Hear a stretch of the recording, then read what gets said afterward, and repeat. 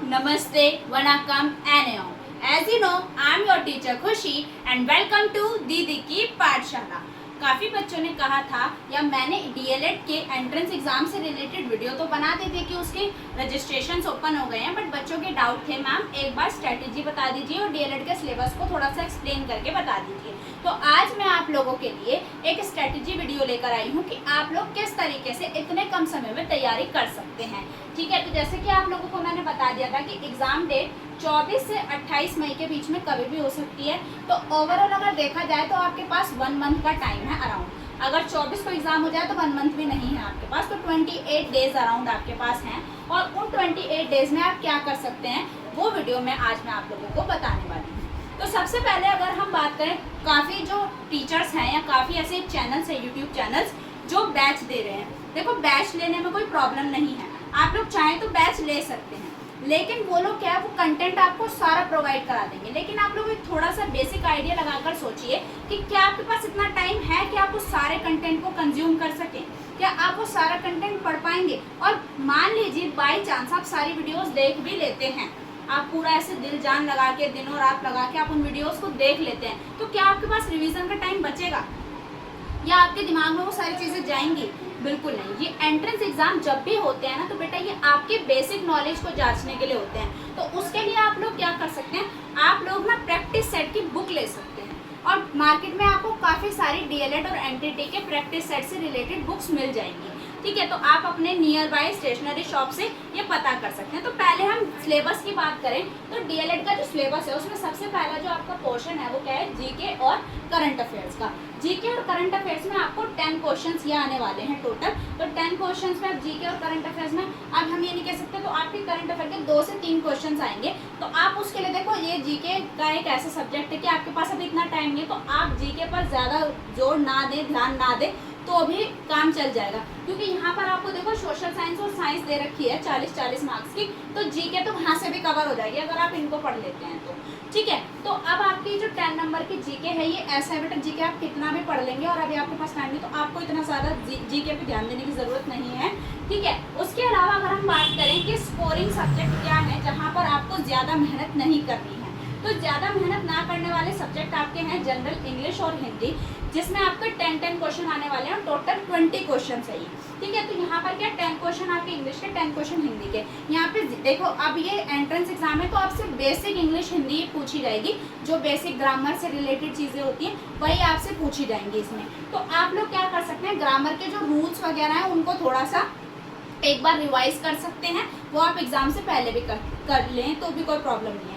ठीक है, तो ये 20 क्वेश्चन यहाँ से आप इजीली ले सकते हैं, 20 मार्क्स। उसके अलावा जो आपका ये जनरल मेंटल एबिलिटी है 30 क्वेश्चन जो है, यहाँ पर क्या है, तो रीजनिंग आएगी। रीजनिंग में बहुत ज़्यादा हार्ड नहीं आने वाली है, नॉर्मल रीजनिंग आने वाली है जिसको आप थोड़ी सी अंडरस्टैंडिंग के साथ सॉल्व कर सकते हैं, क्योंकि एंट्रेंस एग्जाम है ये, इतना कुछ नहीं है। ठीक है, तो उसके अलावा आपका यहाँ पर थोड़ा टीचिंग एप्टीट्यूड का पोर्शन आने वाला है, और टीचिंग एप्टीट्यूड में ये आप लोगों से कोई थ्योरी वगैरह, कोई साइकोलॉजिकल फैक्ट्स वगैरह नहीं पूछेंगे, या आपसे कुछ इंडियन एजुकेशन सिस्टम से रिलेटेड, जैसे अभी रिसेंटली आपकी एनईपी 2020 आई है जो, उससे रिलेटेड कुछ क्वेश्चन पूछ सकते हैं, या क्लासरूम सिचुएशन से रिलेटेड क्वेश्चन पूछ सकते हैं, या चाइल्ड डेवलपमेंट से रिलेटेड, जैसे बच्चे की ग्रोथ एंड डेवलपमेंट से रिलेटेड क्वेश्चन आपसे यहाँ पर पूछे जा सकते हैं। तो ये कुछ ऐसे क्वेश्चंस होते हैं जो अगर बच्चे की थोड़ी सी अंडरस्टैंडिंग क्लियर है, थोड़ा बच्चा समझता है उन क्वेश्चंस को, तो आपको वो इजीली समझ में आ जाएंगे। उसके लिए आपको ज़्यादा मेहनत करने की जरूरत नहीं पड़ेगी और आप इजीली इसमें मार्क्स गेन कर सकते हैं इनको। ठीक है, तो यहाँ से 20 मार्क्स हो गए, यहाँ से 30 मार्क्स हो गए। इसके अलावा अगर बात करें मैथ्स की, अब देखो इतना टाइम भी नहीं है कि आप मैथ्स को भी प्रॉपर्ली देखें, तो मैथ्स में आप क्या कर सकते हैं कि जैसे एलसीएम एचसीएफ ऐसा टॉपिक है, सिंप्लीफिकेशन हो गया, नंबर सिस्टम हो गया। ठीक है, ये कुछ इजी टॉपिक्स ऐसे हैं, जैसे कि आपका थोड़ा मेंसुरेशन हो गया, उसमें फॉर्मूलाज पुट करके आपको डायरेक्ट निकालना होता है। तो कुछ ऐसे टॉपिक्स देख लीजिए जिसमें आपकी सही से कमांड है और आप उसको सॉल्व कर सकते हैं, तो उन क्वेश्चन की प्रैक्टिस कीजिए ताकि वो आपसे गलत ना हो। इसके अलावा आप प्रैक्टिस सेट तो लगाइए कि बाकी क्वेश्चंस भी, जैसे कि टाइम एंड वर्क एक इजी टॉपिक होता है, अगर आप इसको थोड़ा सा देख लेते हैं तो आपके क्वेश्चन बन जाते हैं। ठीक है, तो इसका डिटेल सिलेबस मैं आप लोगों को डिस्क्रिप्शन में प्रोवाइड करा दूंगी, जिसमें आप देख लेना कि कौन से सब्जेक्ट की, जैसे मान लीजिए मैथ्स है तो मैथ्स में क्या क्या टॉपिक्स आने वाले हैं, एसएसटी में क्या क्या टॉपिक्स आने वाले हैं, तो एक डिटेल सिलेबस मैं आप लोगों के साथ डिस्क्रिप्शन में शेयर कर दूंगी, ठीक है। तो मैथ्स में भी अगर आपकी देखो हर एक बच्चा, जहाँ तक मेरा मानना है कि अगर वो सही बच्चा है तो इसमें 3 से 4 क्वेश्चन तो वो बना ही लेगा, ठीक है, नॉर्मल भी बना लेगा बच्चा, ठीक है। तो आपको यहाँ पे 5 से 6 क्वेश्चन अगर आप बना ले रहे हैं, ठीक है, तो आप इजीली मतलब यहाँ पे स्कोर कर लेंगे, ठीक है। तो उसके अलावा जो आपके सबसे ज़्यादा मतलब सबसे बड़ा रोल अगर किसी का है तो वो इन 80 मार्क्स का है, ठीक है, क्योंकि आप खुद ही देखिए सोशल साइंस से 40 क्वेश्चन आने वाले हैं, उसी तरीके से साइंस से भी 40 क्वेश्चन आने वाले हैं, तो इसको आप बिल्कुल भी नहीं छोड़ सकते हैं, ठीक है। अगर आपको कुछ पढ़ना है इस टाइम पीरियड में तो वो आपको यही 2 सब्जेक्ट हैं जो पढ़ने हैं बहुत अच्छे से, ठीक है। आप डीपली पढ़िए जो बुक्स आप ले रहे हैं, ठीक है, जो भी बुक आप लेंगे इनमें ध्यान रखना कि बहुत सारी बुक्स ऐसी आती है जिनमें ना टॉपिक वाइज ना उनकी एक्सप्लेनेशन भी दी जाती है। जैसे मान लीजिए हिस्ट्री का टॉपिक ले लें तो जैसे मान लीजिए गुप्त से कोई गुप्त काल से रिलेटेड है तो उसकी एक्सप्लेनेशन दी गई है, मौर्य से रिलेटेड एक्सप्लेनेशन दी गई है, शॉर्ट एक्सप्लेनेशन होती है, आप इजीली पढ़कर उसको समझ सकते हैं। तो आपको यहाँ पर थोड़ा ज़्यादा काम करने की, या कहेंगे कि पूरे में से सिर्फ काम करने की ज़रूरत इन्हीं 2 पे है।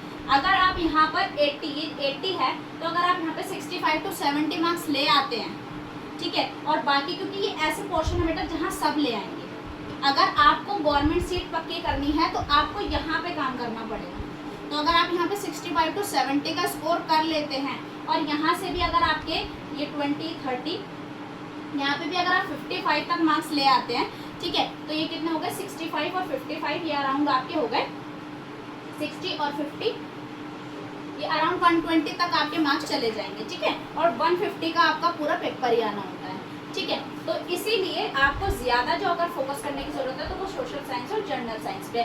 बहुत सारे यूट्यूब पे ऐसे चैनल्स है बेटा जिन्होंने ना पहले से ही बनाई हुई है वीडियोस, ठीक है, 2020 क्योंकि एवरी ईयर होता है एग्जाम, तो उनकी ना पूरी प्लेलिस्ट उनके चैनल पे पड़ी हुई है। इंग्लिश की प्लेलिस्ट, आपकी साइंस की प्लेलिस्ट, एसएसटी की प्लेलिस्ट। तो अभी आपके पास टाइम है इतना कि आप लोग एसएसटी की प्लेलिस्ट और साइंस की प्लेलिस्ट को इजीली देख सकते हैं, ठीक है। अगर आप बुक भी नहीं ले रहे हैं, इन केस मान लीजिए कोई बच्चा बुक नहीं लेना चाहता तो भी आप लोग यूट्यूब से काफ़ी अच्छे से प्रिपरेशन कर सकते हैं। बहुत सारे यूट्यूब चैनल्स ऐसे हैं जो क्या कर रहे हैं, जो अभी ना प्रैक्टिस वीडियोस चला रहे हैं, ठीक है, हर एक सब्जेक्ट की या एक प्रॉपर पेपर की, एक मतलब अपनी तरफ से वो एक प्रॉपर 150 मार्क्स का पेपर डिज़ाइन कर रहे हैं और उसको एक प्रैक्टिस सेट की तरह यूट्यूब पे सॉल्व करा रहे हैं। तो आप लोग दिन में वो सब पढ़ के, जो आपके हैं बेसिक्स वगैरह ये सब कुछ पढ़ के, उसके बाद उन प्रैक्टिस सेट्स की प्रैक्टिस भी कर सकते हैं अगर आप बुक नहीं लेना चाहते। और अगर आप बुक ले लेते हैं तो वो आपके लिए बहुत बेहतर होगा, ठीक है।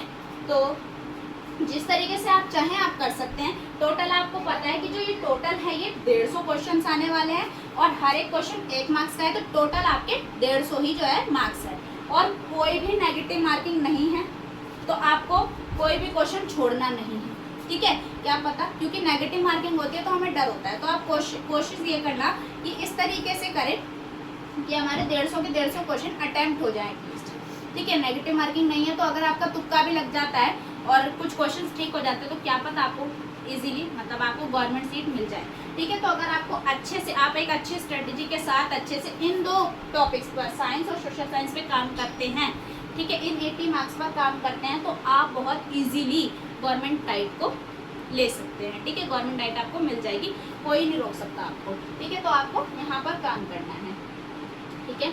बाकी इस और भी अगर आप कोई इन्फॉर्मेटिव वीडियो चाहते हैं तो आप मेरे वीडियो में, इस वीडियो के नीचे कमेंट कर दीजिए कि मैम इससे रिलेटेड वीडियो बनाइए, मैं आप लोगों के लिए वीडियो ज़रूर लेकर आऊँगी। क्योंकि एक बच्चे का डाउट आया था कि मैम सिलेबस से रिलेटेड वीडियो बना दीजिए, स्ट्रैटेजी से रिलेटेड वीडियो बना दीजिए, तो मैंने ये वीडियो आपके लिए बनाई है।